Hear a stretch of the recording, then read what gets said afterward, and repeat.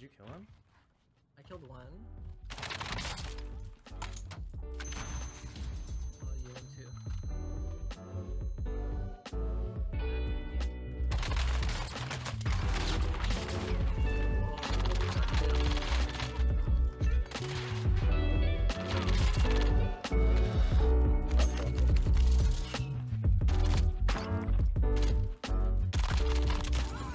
Come on, he's golden. He's not.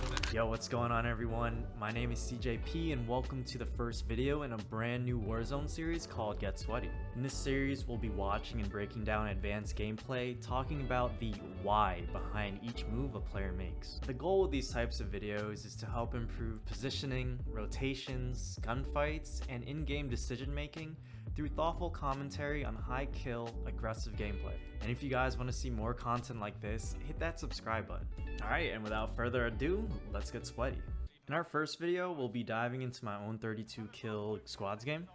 I generally like to land at Superstore or hangars because these are really popular drop spots that guarantee early gunfights, which tests your reaction speed, positioning, and awareness within the first few minutes of the game. When you're trying to go for air limbs, I personally like to stay 10 to 15 meters above and behind my target so that when I pull my shoot, I could put in 5 or 6 good shots without having really to adjust my crosshair too much. At this point, I'm too low elevation to get to ground war safely, and I also start to get shot at by some players behind me. You'll see me check back into the sky to gather information on the direction and the elevation of any players floating into the hangars. When I know I'm able to land earlier than others, I always try to find a gun and turn on any late floaters. You'll notice that when I get the down, I don't immediately go and push for my full. I quickly loot the rest of the white rooftop to see if there are any plates or guns that would help me before I get into a potential fight.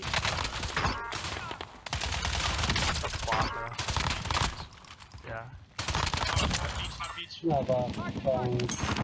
His teammate actually gets the res off and immediately pushes behind this left box in front of me. Instead, he goes right in a crouch position. Notice here how I jump to change elevation during the gunfight. If I jump, he's shooting my toes and I'm getting headshots in. I'm doing more damage during this gunfight and I end up favorable in the end. Here we're about to push our bounty in the office side of Superstore. Notice how I stop myself from using the FAR and instead pull out my DMR. For a crazy heady like this, a scoped weapon will increase my chances of actually getting the kill. Our team's in the sector. Below me.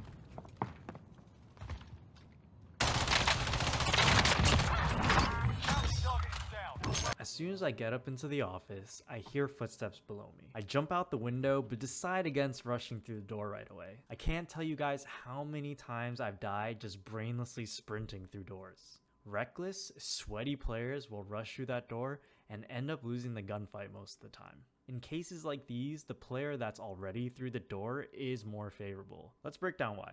If they get out of your line of sight, you have zero info on their positioning. You would have to consider multiple angles that they could be covering. They could be in a corner or holding your door from another room. Meanwhile, they only have to look at one angle if you're following them straight through that door. If you sprint through a doorway, your gun will be in the air and you'll die in the time it takes between ending your sprint and firing. So try this the next time you think about sprinting through a door. Stop. ADS the angle and see if you can gather any information on their positioning. Players usually get antsy for you and end up compromising their position by peeking or making noise. You'll see how I just pause, ADS the angle, and wait until he moves, and once I see him in my line of sight, I'm able to take the first shot and get that easy kill, baby. My team clears super, and then we immediately start to set off for our next bounty. We end up getting the kill, but start to get shot at by the trailer by the silos. I see the player run inside, and I throw double Semtex at him just to weaken him in case he decides to stay. After the gunfight, I look around and try to listen for any sound cues that will let me know if I'm getting pushed. This usually has a 100% success rate of saving your life, unless they have dead silence like this guy. Good thing my teammates were there to help me out. My teammate ends up getting down in the middle of the field, and you'll notice that I slide cancel immediately to the closest rock that I can find. The rule of thumb is to always be near cover when you can, to the point where you feel uncomfortable when you're not near a tree, a rock, a car, or a building. I end up cracking this guy's armor and get aggro. I pre-aim the left door as people tend to panic run when they need to plate up. He ends up going right, and I get the effortless kill. I decide to push this player by green solo since he's the closest player to me. This building format is super common in Verdansk, so let's break down how I like to approach clearing these apartment buildings. I like to start at the bottom and clear the first set of stairs up to the top to make sure no pesky roskins are hiding in that dark corner. And for buildings like this that are a little bit higher than 3 floors, repeat step 1 until you get to the floor of the ladder. Pause at the second story and clear the door angle just in case they're mounted looking down at you. Next, clear right underneath the ladder.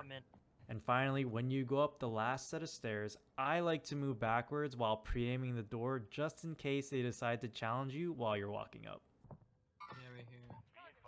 Going in balls deep right now. Another guy sniping a hanger on top of the stairs, I'm pretty sure. I like to do this little jump fadeaway move to protect my body when I'm in the air. Unlike when you slide cancel, jumping puts you into a super vulnerable position, so I always try to jump into cover during gunfights when I can. At this point in the game, I'm split from my team, so I buy and pop a UAV to give myself info while I roam solo. As soon as I see the pings, I open up my map and head straight towards the team rotating in from the tarmac. I only see 2 red pings on the map, so I'm assuming the last 2 players are ghosted. Let's break down how I usually like to approach these 1v4 situations. The most important tip I can give is to always find ways to narrow the numbers down to your favor. You could think of doing this in a few ways: getting early pickoffs, baiting your downs for reses, and isolating the enemy into these 1v1 gunfights. The closest ping is between fire and hangar 1, so I position myself in the window with the best line of sight to see if I can get an early kill. Notice how I see these players, but I don't shoot right away, and only shoot once they are in the open and far from cover. Chris has 3. Remember the CDL skin from earlier? As soon as I get my full, I immediately focus on him because he is the closest enemy to me. Brett, I'm gonna assume you got that. Up or down? I'm going straight on this guy IHOP. CDL skin jumps from the catwalk and I capitalize on this while he's out of position. I don't immediately go for my full because I'm gonna need my ammo just in case his teammates peek me and try to help. After listening to audio cues, I get my full and slide cancel behind cover to reload. I'm pre-aiming this corner because a ping on the UAV is showing a player by this quad. After holding the angle without anything happening, I see another quad roll up by fire.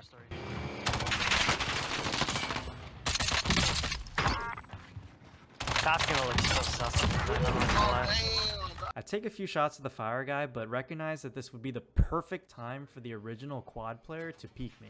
Knowing this, I move towards the wall and isolate myself in a 1 versus 1 with the firehouse player. I always try to be mindful of my position in relation to the other enemy players, even when I'm in a gunfight. This will take some practice, but this is something really key to work on when trying to improve your awareness. I end up going downtown solo with a UAV popped. I use the sound cue of him sprinting through the door to let me know that he's now inside this building. So now my play is just to wait outside for him to come out. I use the last ticks of the UAV to hold these angles just in case they push me. I just killed their teammate, so I'm thinking my next play is to head over to the closest buy to catch them off guard while they res their teammate. Looped around. Damn. Oh, he's behind us. I'm going back to peek that side. Oh, you're alive? What the hell? I thought you died.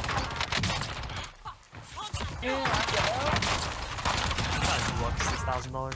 Just kill all of them.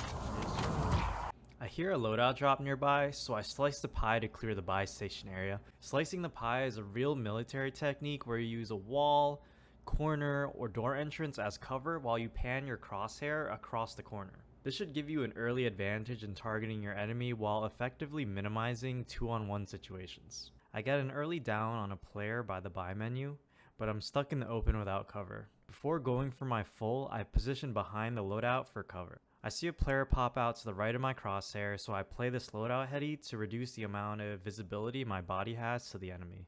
After I get my second down, I break from cover and get aggro. I get a beam out of the sky, and then I hear their last teammate pushing me from my right, but fortunately he has a pistol, so I make quick work of this team.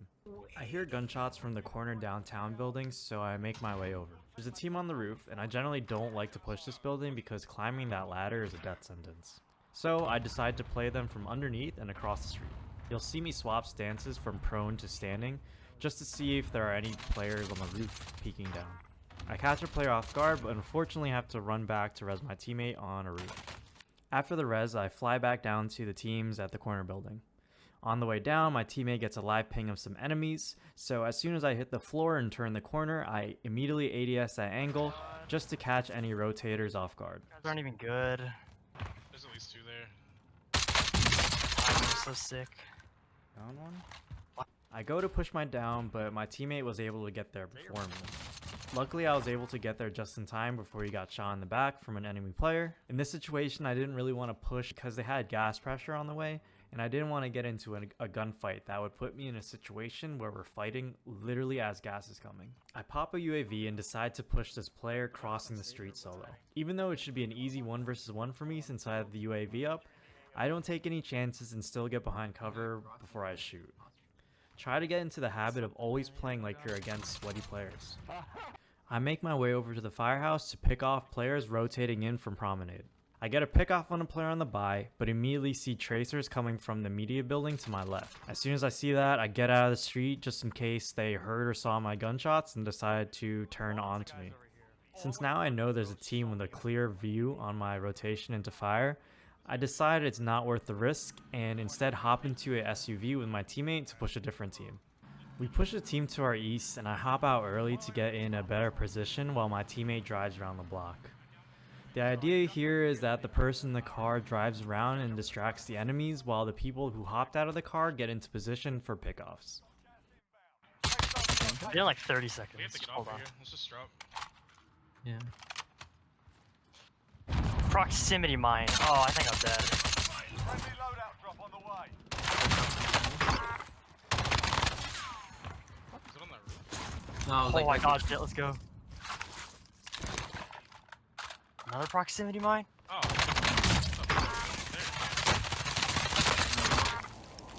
being a little. Trying to Weird. land. There's 3 guys in the top station, Yeah. whatever. I don't see anybody, I'm just gonna go down. I need help. Going. I'm about to watch over you on this corner. Yeah, they're about to push that. There's at least a full team. Down to one. I'm flanking them. Oh, what the hell? This thing runs out of bullets so fast. I cracked one. Down to one. Nice full kill. Nice. There should be I one can't more. stop. I can't stopping. Jesus. There should be one more. He ran to the left, I'm pretty sure. Yep.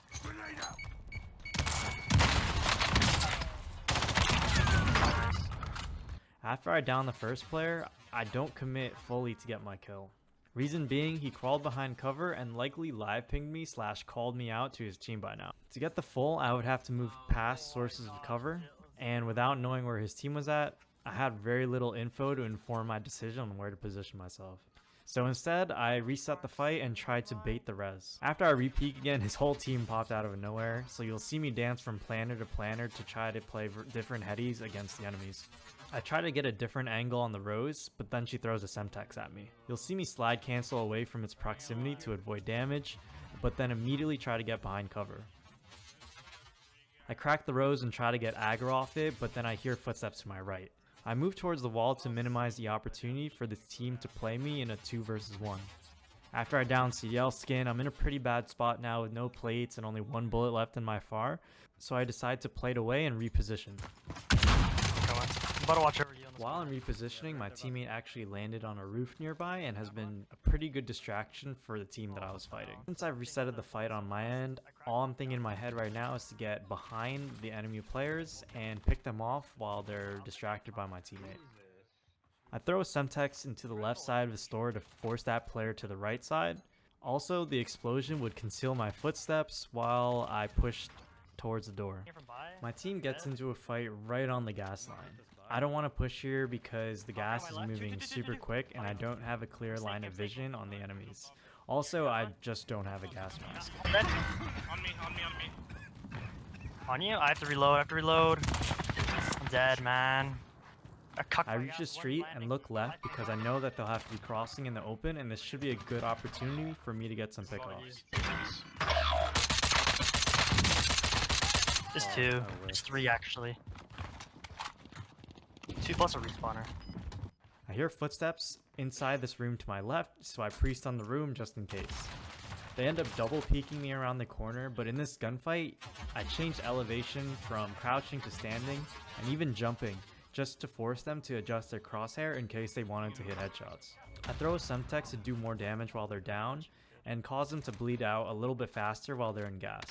I end up getting sniped here, but you'll see me do a slight pivot / repositioning of my head to avoid a headshot in case the sniper decided to go for his full kill. You got that? I finished my self-revive and then re-challenged the team from earlier. Wait, I'm gonna send it to Lodi. I'm gonna help you. Strike incoming. Take cover. And I see that they're backed up against the corner, so I just down one, reset a little bit, and then rechow and get the easy team win. I go for the last zone loadout, which drops 45 seconds right before the 5th zone starts to close, and I end up picking up restock. Restock gives you a ton of value in the last zone because the circle will be getting smaller and stun grenades are really clutch in these close quarter combat fights. Also, there won't be many UAVs up, so you don't really need ghosts, as most of the buy stations will be out of zone by now. I hear footsteps in this building to my left, and instead of just rushing in, I chill out and open the door to get a sense of what's going on in there. Prox, shit. Go on the other side. I pivot back to the first door in order to create some cross angles on the team inside. This forces the enemies inside the building to worry about 2 angles versus 1. At this point, the zone is in our favor, so the remaining teams will likely have to push towards us. We start to see players from top of media float down to get into zone, but end up getting stuck on this lower roof. One of the players self-revived, so I threw a Semtex to get the down before he was able to get plates off. His boy flies down from media to go for the res, so now we need to worry about one less player's positioning on the map. I close the door to cover our flank with some sound cues, and then see this guy attempt to jump onto the upper roof with very little success. I briefly saw an orange skin move behind this building, so I'm assuming that's where the last team is at. The zone pulls across the street, and I personally like to move way ahead so that I'm not being held during my rotation. I have normal guns, dude. Losing ground. I pre-aim the street because this is where I'm assuming the last team is located. In this situation, getting roof elevation is the play to win the game, as it's likely that the last team is on street level. I take elevation, but then whiff a couple shots with my DMR. To help my teammate out, I throw a Semtex in there to see if I could get some damage in while I try to spot for the last teammate. I'm able to see the last player rotate across the street, and with a clear line of sight thanks to elevation, I'm able to secure the last kill and close this game out. So guys, just to recap, here are a few concepts that you can put into practice. Change elevation during your gunfights. Practice trigger finger discipline. After gunfights, listen for sound cues. Always be fighting near cover. And isolate your team fights into 1v1s. If you guys enjoyed this educational commentary, like the video, man, subscribe to the channel and turn on those notifications. And if you want to catch me live, I threw my Twitch link in the description below. Thank you so much for tuning in, and I will catch you in the next one.